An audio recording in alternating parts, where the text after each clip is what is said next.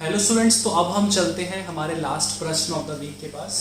तो प्रश्न आपके सामने आपके साथ हमने शेयर भी कर दिया था। जिन्होंने वो प्रश्न ना देखा हो वो यहाँ पर पढ़ भी सकते हैं उसे। तो कह रहे हैं कि विच बॉन्ड एंगल थीटा, कोई भी बॉन्ड एंगल है, would result in maximum dipole movement for the triatomic molecule. एक ट्राइएटॉमिक मॉलिक्यूल है एक्स वाई एक्स। अब कह रहा है थीटा मतलब जो एंगल है इनके बीच का वो 90 डिग्री हो, 120 हो, 150 हो, 180 हो, किस थीटा के लिए जो डाइपोल मोमेंट है वो मैक्सिमम होगा। ठीक है, अब ये हमसे पूछा गया है। सो बेसिकली दो हमारे पास डिफरेंट यहां पर बॉन्ड होंगे। हमें नहीं पता एक्स वाई एक्स की स्ट्रक्चर कैसी है। इट माइट बी पॉसिबल कि एक्स वाई एक्स की स्ट्रक्चर ऐसी हो, लीनियर हो, एंगल 180 हो सकता है कुछ बेंट हो, यहां पर x है, यहां x है, ये एंगल 90, 120, 150 कुछ भी हो सकता है। तो अब हमें पता लगाना है कि किस एंगल के लिए डाइपोल मोमेंट जो है वो मैक्सिमम होगा। ठीक है, तो चलिए बहुत ही सिंपल वे में हम इस क्वेश्चन को कैसे करते हैं सीखते हैं। चलिए सबसे पहले मैं क्या करता हूं, ये x है और ये हमारे पास y है और ये फिर से x आ गया। ठीक है, X Y X triatomic molecule है, तो मैंने ये इनके बीच में बॉन्ड बना दिया। अब हम यहाँ पर एज्यूम कर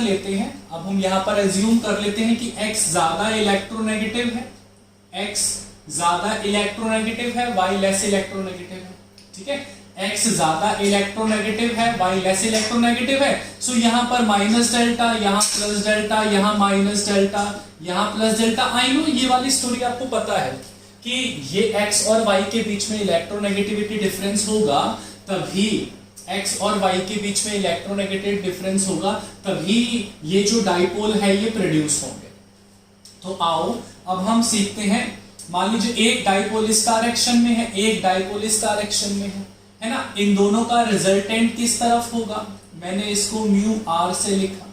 तो जो रिजल्टेंट डाइपोल मोमेंट है इस तरफ और एक इस तरफ, इन दोनों का रिजल्टेंट यहां कहीं बीच में होगा। आप ऐसे इमेजिन कर सकते हैं कि मान लीजिए y है, x है, x है, कोई एक इसको इधर से खींच रहा है, ये इधर से खींच रहा है, तो अल्टीमेटली खींचते खींचते ये ऐसा चला जाएगा, है ना। तो इसकी डायरेक्शन मूवमेंट की रिजल्टेंट की कुछ इस साइड होगी। और ये मान लेते हैं हम इनके बीच का एंगल कितना है, theta. So resultant dipole movement कैसे निकालते हैं, देखिए ये वेक्टर लॉ जो होता है वो यहाँ पर यूज होता है। तो रिजल्टेंट डाइपोल मूवमेंट जो हम निकालते हैं कैसे, ये इस वाले का डाइपोल मूवमेंट मान लेते हैं μ1 स्क्वायर, नेक्स्ट वाले का इसका मान लेते हैं μ2 square, and twice of μ1 μ2 cos theta. ठीक है, twice of μ1 μ2 cos theta, since it is obvious that x और y यहां पर है, x और y यहां पर है, दैट इज ये μ1 और μ2 जो है कैसे हैं, सेम है। μ1 और μ2 कैसे हैं, सेम है। चलिए पुट कर देता हूं μ1 स्क्वायर है, ये भी μ1 स्क्वायर क्या हो जाएगा, ट्वाइस ऑफ μ1 स्क्वायर प्लस ये भी μ1 है ना, μ1 स्क्वायर हो गया cos थीटा। अब मैं क्या करता हूं, ट्वाइस ऑफ μ1 स्क्वायर यहां कॉमन ले लेता हूं। क्या किया मैंने, ट्वाइस ऑफ μ1 स्क्वायर कॉमन लिया, ये क्या बना 1 प्लस cos थीटा। आप लोगों ने मैथ्स में ट्रिग्नोमेट्री जब हम पढ़ते हैं एक आइडेंटिटी हम पढ़ते हैं क्या, कि 1 प्लस cos थीटा वाली जो आइडेंटिटी होती है वो, तो हमें आइडेंटिटी क्या पता है, आइडेंटिटी को मैं यहां पर आपके लिए लिख देता हूं। वो होती है कि 1 plus cos theta is equals to twice of cos square theta by 2। ठीक है, 1 plus cos theta is equals to twice of cos square theta by 2। तो चलिए twice of cos square theta by 2 में यहां लिख देता हूं। क्या करना है, twice of cos square theta by 2 जब मैं यहां लिखूंगा, देखो ट्वाइस ऑफ μ1 स्क्वायर पहले से था, ट्वाइस ऑफ μ1 स्क्वायर पहले से था, 1 प्लस cos थीटा की जगह क्या लिखा मैंने, twice of cos square theta by 2। ठीक है एवरीवन, सो देखो 2 इंटू 2 4 हो गया है ना, स्क्वायर रूट करेंगे तो नेट रिजल्ट क्या आ रहा है हमारे पास, twice of μ1 cos theta by. So ये हमारे पास बेसिकली रिलेशन आ गया किसका, रिजल्टेंट डाइपोल मोमेंट जो आएगा ना उसका। ठीक है, एक बार जब हमें रिजल्टेंट डाइपोल मोमेंट क्या होगा ये पता चल गया, तो हम बड़े ही प्यार से, एक बार हमें पता चल गया कि रिजल्टेंट डाइपोल मोमेंट का फॉर्मूला क्या है, तो हम बड़े ही प्यार से निकाल सकते हैं। कैसे, देखिए इसको मैं रब कर देता हूं, ध्यान से सुनिए।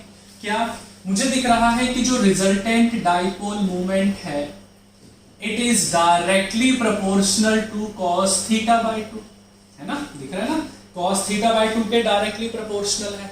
एंड हमें पता है क्या, S theta increases cos theta by 2 decreases. Cos क्या होता है, जैसे कॉस 90 कितना होता है ना, कॉस 90 बताइए।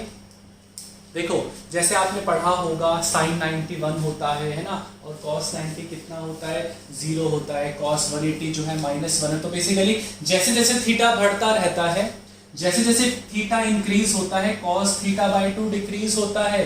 इसका मतलब resultant dipole moment cos theta by 2 के तो डायरेक्टली प्रोपोर्शनल है और थीटा के इनवर्सली प्रोपोर्शनल है। मतलब जितना थीटा ज्यादा होगा उतना ही रिजल्टेंट डाइपोल मोमेंट कम होगा। हमें ये चीज सीखने को मिली। जितना थीटा कम होगा उतना ही कॉस थीटा बाय 2 ज्यादा होगा। जितना थीटा ज्यादा होगा उतना ही कॉस थीटा बाय 2 कम होगा। जितना कॉस थीटा बाय 2 कम होगा उतना ही डाइपोल मोमेंट भी क्या होगा, कम। बट हमसे कंडीशन क्या पूछी हुई है, मैक्सिमम डाइपोल मोमेंट की।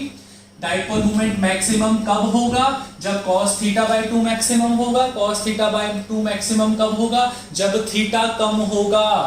तो 90, 120, 150, 180 सबसे कम थीटा कौन सा है, 90 डिग्री वाला। जो सबसे कम थीटा होगा उसी का डाइपोल मोमेंट क्या होगा हमारे लिए, मैक्सिमम। ठीक है, सो आंसर क्या हो गया इस प्रश्न का, ऑप्शन नंबर ए। तो I hope resultant dipole moment कैसे निकालते हैं, उसका थीटा से, कॉस थीटा से क्या रिलेशन होता है वो आपको क्लियर हो गया हो।